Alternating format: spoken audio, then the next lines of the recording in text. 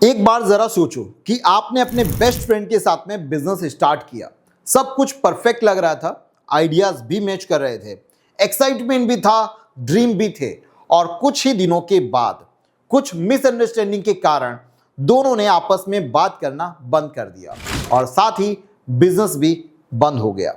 ये सिर्फ एक कहानी नहीं है, ये भारत में हर रोज होने वाली रियलिटी है। आज मैं आपको वो 7 गलतियां बताने वाला हूं जो पार्टनर के साथ बिजनेस करते समय लगभग सभी लोग करते हैं। अगर आप इन्हें अवॉइड कर लेंगे तो आपका बिजनेस और आपकी पार्टनरशिप दोनों सफलता के शिखर की ओर चल पड़ेंगे। तो नमस्कार दोस्तों, मेरा नाम है भरत जैन और आप देख रहे हैं हमारा बिज टॉक चैनल, जहां पर बातें होती हैं बिजनेस की। आज मैं वापस बिजनेस से रिलेटेड एक इंपॉर्टेंट वीडियो आप लोगों के लिए लेकर आया हूं, क्योंकि हमारा एक लक्ष्य है कि बिजनेस छोटा हो या फिर बड़ा, उसे शुरू करना जरूरी है।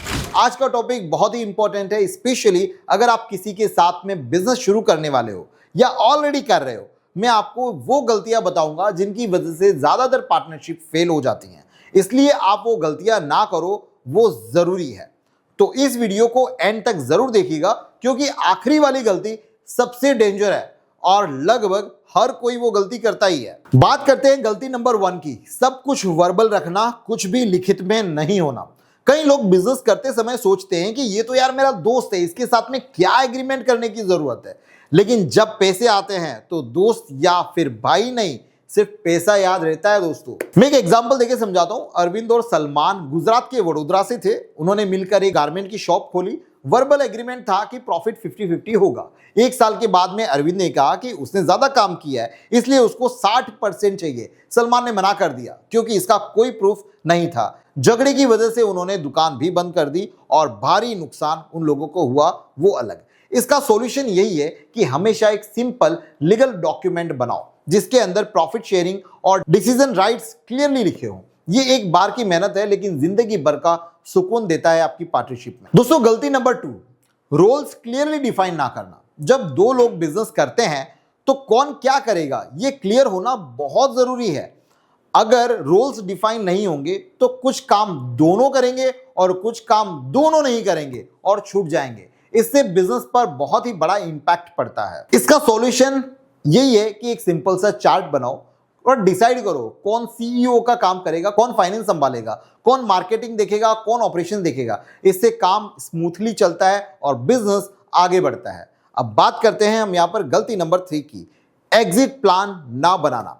ज्यादातर लोग बिजनेस शुरू करते समय एग्जिट के बारे में नहीं सोचते हैं कि अगर एक पार्टनर बाहर निकलना चाहे तो उसकी हिस्सेदारी को कैसे कैलकुलेट करना है, कौन खरीदेगा उसकी हिस्सेदारी को, कितने समय में। ये सब क्लियर ना होने पर आगे समस्याएं बहुत बड़ी हो जाती हैं। दोस्तों, इसका सिंपल सा सॉल्यूशन तो यही है कि पार्टनरशिप डीड के अंदर एग्जिट क्लोज लिखना ही है हमें। Bye out price, notice period और एसेट्स डिवीजन सबसे पहले हम लोगों को तय करने चाहिए। गलती नंबर आपकी 4, फाइनेंशियल ट्रांसपेरेंसी ना रखना।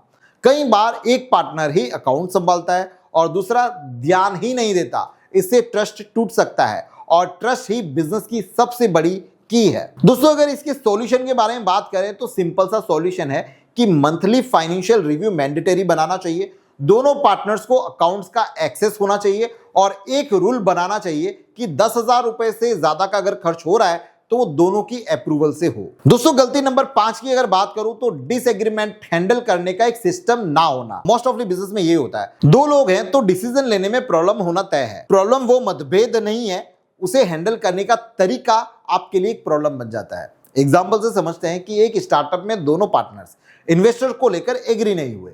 कोई टाई ब्रेकर था नहीं उसमें, हफ्तों तक डिसीजन नहीं हुआ और इस कारण से इन्वेस्टर भी चला गया। दोस्तों, अब इसके सॉल्यूशन की बात करूं तो इसका तो सिर्फ यही सॉल्यूशन है कि सबसे पहले डिसाइड करो कि डिसएग्रीमेंट होने पर क्या होगा।